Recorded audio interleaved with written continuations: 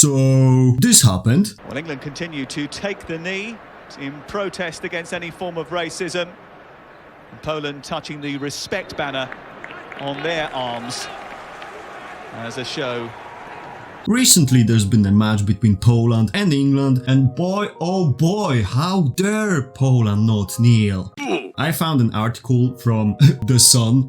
United Kingdom, you'll never stop surprising me. Last topic of interest. Interesting. Poland, don't take knee before England match after Czech Republic also ditched gesture before Wales loss. I like how they had to point out that Czech Republic lost the match. Well, first of all, I have to mention that if you have any other opinion than mine, because I'm speaking solely from my own understanding, logic and experience, please leave a comment down below in a civilized manner, because I can't be asked to read any salty comments about how racist or whatever you want to think about me I am. I'll read an article about Poland not bending the knee, and then I shall proceed to comment what I, as a Pole, actually think about this. Poland did not take the knee before their England clash after their FA president said the gesture was their last topic of interest. Players have gone down on a knee across the world ahead of kickoff at sporting matches to highlight the fight against social discrimination and injustice. It started in support of the Black Lives Matter movement, particularly among the English game, to champion the No Room for Racism campaign. And while Polo Sosa's side opted out, the England team did take the knee ahead of the World Cup qualifier at Wembley. Poland, who lined up without injured Robert Lewandowski, instead stood and pointed to the UEFA respect patch on their sleeves, just as the Czech Republic did in Cardiff on Tuesday. As reported by Sport, in Poland, the Polish FA president Zbigniew Boniek said on Monday, "I do not know if we will kneel with the English. So far, this topic has not appeared in the training camp. There were so many more important, more dangerous, that this is the last topic that interests us." I wonder freaking why. I've got an idea. How about instead of thinking whether we should knee or not, we focus on the training itself?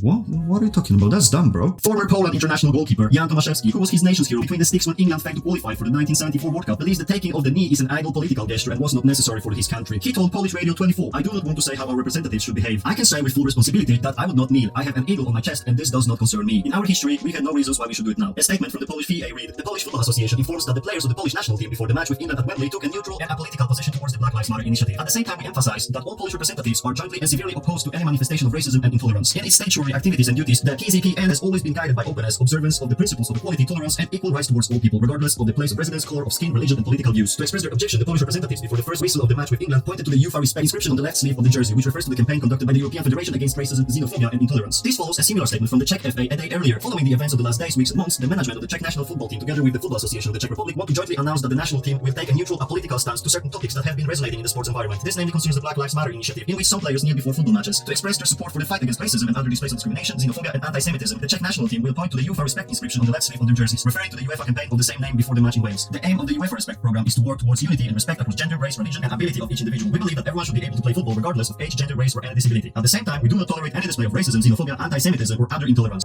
Today in Wembley, England kneeled and begged Poland for forgiveness for betraying them in 1939 against Nazi Germany, for selling them to Soviet Russia in 1945. When you are a Polish footballer player who goes to Britain to play against England and some person with purple hair tells you you have to go on your knees because some American was killed by the police in Minneapolis last year. Poland then. Poland kneels for no one. Poland now. Poland kneels for no one. I like how the article points towards the fact that it is a huge matter, like holy jeez, just look what happened, they didn't kneel, how come? Why would you even waste your time on making this article? Like, what does it matter whether someone kneels before the match or not? Kneeling down changes absolutely nothing, but only shows your submission. Wait, isn't that exactly what Black Lives Matter movement want in the first place? Okay, listen here. Let me tell you some history for the context of why Polish people kneel for no one. Imagine Poland has over 1,000 years of history. It first started in 1st century when first Slavs began to make tribes in Central Europe. Then Poland went over to baptism in 1966. And you know, we joined the cool clan with Pope and stuff. Ever heard about Mongol invasion? Yes, Poland was here. Muslim invasion, Battle of Vienna, 1683, Jan III Sobieski, when the Winged Hussars arrived. If that wasn't for my boy, Jan III Sobieski, Europe would probably be praying on a mat towards Mecca. You're welcome, Western civilization, you're welcome. Polish-Lithuanian Commonwealth? Whoo! Oh Boy, look at this shit. It's huge. The deluge, f*** you Sweden. Partitions of Poland disappeared from the maps for 123 years. Battle of Warsaw of 1920. Communist revolution invading through Poland. Did Poland just stop the communist invasion of Europe? You're welcome. You're welcome. Second World War. Don't even let me start on this shit. Why do you think so many Jews were killed in Poland in the first place? That's because we respect them Jews, friends. When no one else wanted them in their country, Poland was like, yeah, come on, we need some cheap labor. And the Soviet control until 1989, which still remains with us, known as Homo Sovieticus, a person with a mindset of a Soviet citizen. Oh, yes, tell me more about oppression. This is briefly oversimplified, so please do not go on the rampage of how many other things happened. That was literally a butterfly effect of other things happening and stuff. I'm just making a point. Obviously, it's not just Poland. Majority of Eastern European countries have beautiful history with thousands of years of making. Okay, how about we check when slave trade began? Okay, 15th century. The transatlantic slave trade began during the 15th century when Portugal and subsequently other European kingdoms were finally able to expand overseas and reach Africa. The Portuguese first began to kidnap people from the west coast of Africa and to take those they enslaved back to Europe. That's about like what, 700 years behind? Africans weren't dumb though, they were actually pretty clever for that time. They thought instead of getting captured, they could capture their own citizens and sell them to the traders. Whoop.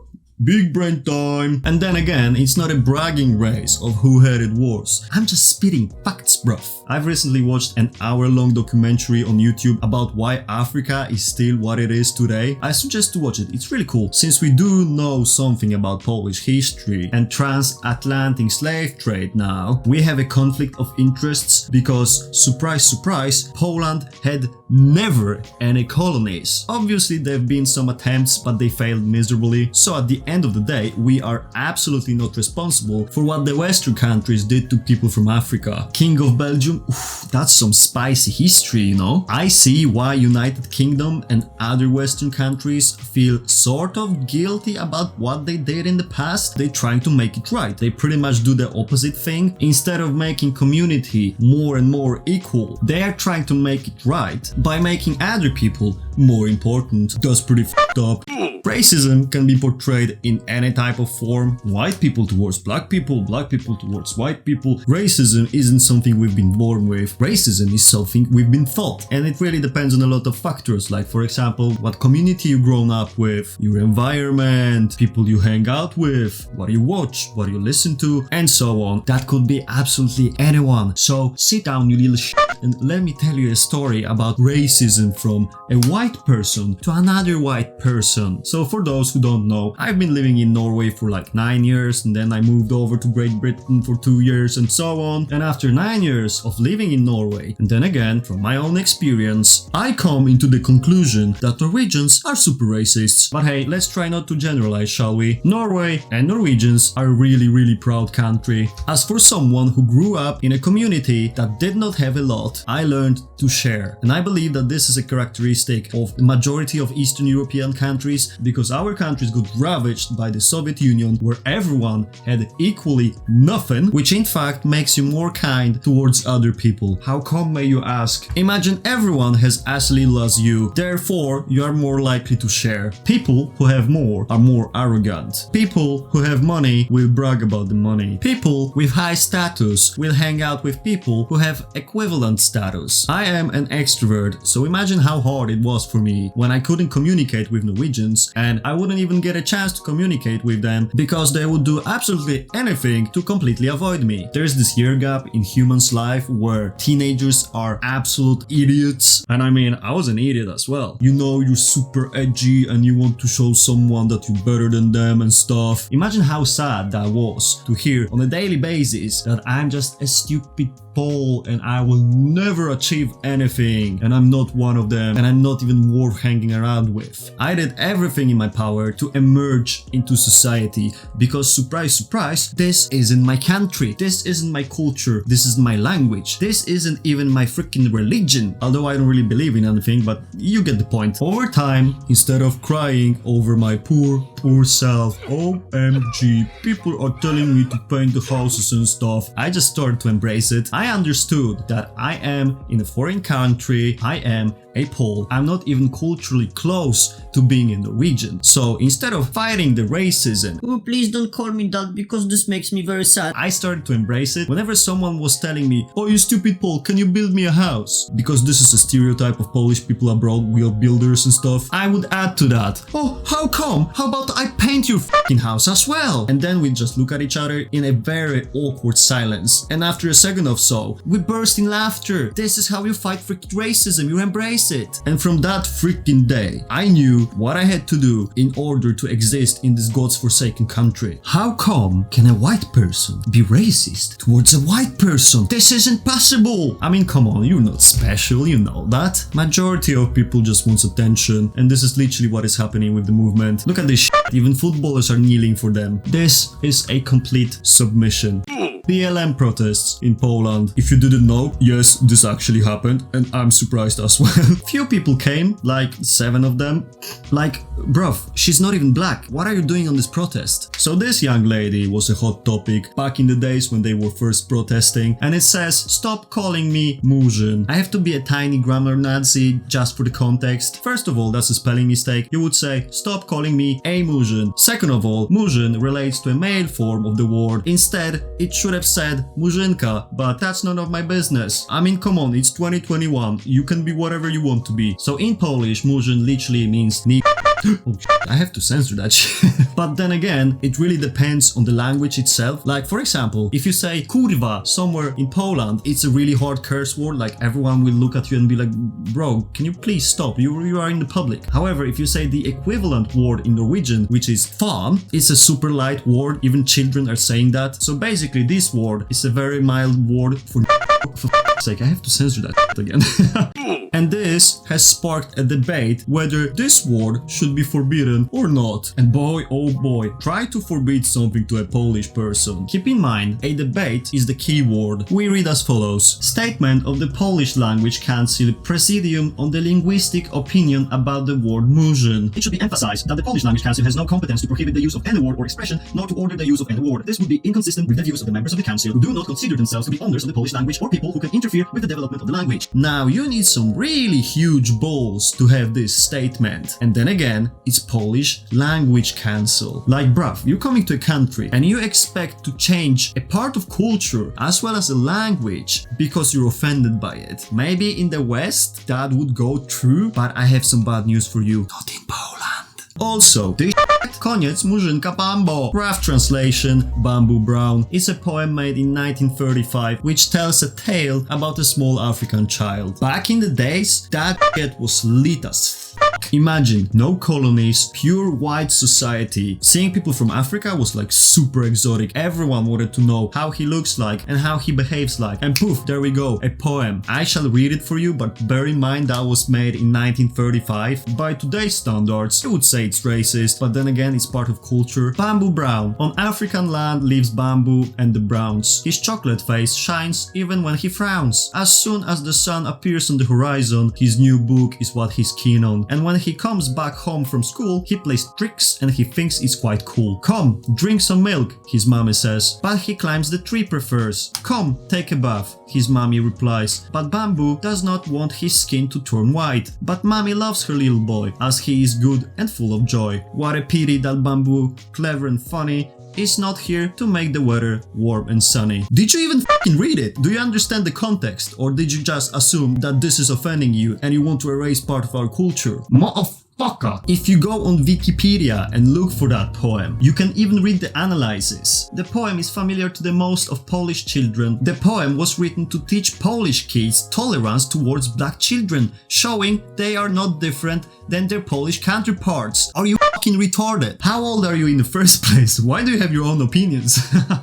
Words have meanings. How you comprehend it is pretty much up to you. If you choose to be offended by a word and cry about it, go ahead, waste your time, or you could do the best possible thing and embrace it, just like I did. I have no time to think about other people who call me a dumb Pole. What does it matter what they say about me? If they're arrogant enough to be racist, that makes them complete dickheads. But hey, guess what? I don't hang out with dickheads. Okay, I see it's completely different scale in the West, but for the context, we are talking about Poland. Now, funny enough, I've got few black friends back in Great Britain. I even got a freaking N-word pass. Out of respect for other black people, I don't say nibba around them because it's just not nice, you know, like why would I want to do that? Like it doesn't make any sense. But the whole point is that no one will forbid me from saying words just because someone is offended. Just like with Polish Language Council, it's not advisable to use the word, however, we can't forbid you from saying those things. I feel like mainstream media are fueling this whole thing. Vice is a really bad example because they're super leftist. However, sometimes I can see the articles about how a white person did something to a black person and there's like 100 articles in that matter. This could be literally anyone, but they can't be asked to do anything about this because this gets them clicks from the minority of the population that will stand behind them. At this point, it's not even about the movement, it's about the money. Whatever gets you more clicks because people are furious, they will click in it and make you money. So recently I watched a minute from the Vox video and I pretty much just gave up because this is complete nonsense. They even turned off the freaking likes and dislikes. Let's watch it together, shall we? Which statement describes you? I strongly prefer white people to black people. I moderately prefer white people to black people. Are you fucking joking? Where is the option for I prefer to hang out with whomever I think is cool and trustworthy? I think a lot of us questioned whether we were the right storytellers for this. Honestly, we could have totally done this show with 5 non-white hosts.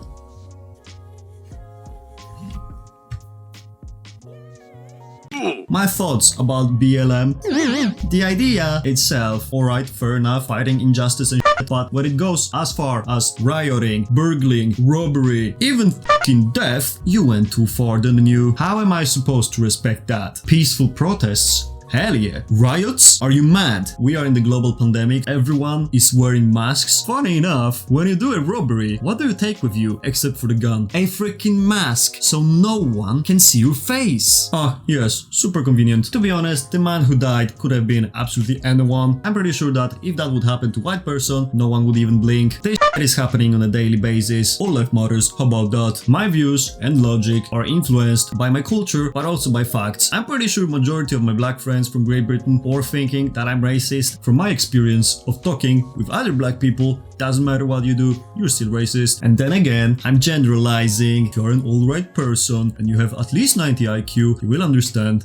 To conclude, take down this article. It's complete garbage. You don't need it. Why would you even waste time on this matter? Poland and Polish people are not concerned by the cultural happenings in United States. Just like Great Britain and France was not concerned about Poland during Second World War. Polish people have over 1,000 years of history. Throughout its heights and lows have evolved and unified, setting differences aside. Let's not talk about politics. It's complete garbage. One country, one culture, one religion, and a proud society that kneels to no one. People like you are responsible for slavery, imperialism, colonialism, and the oppression of women and people of color in Western societies. I'm from Eastern Europe.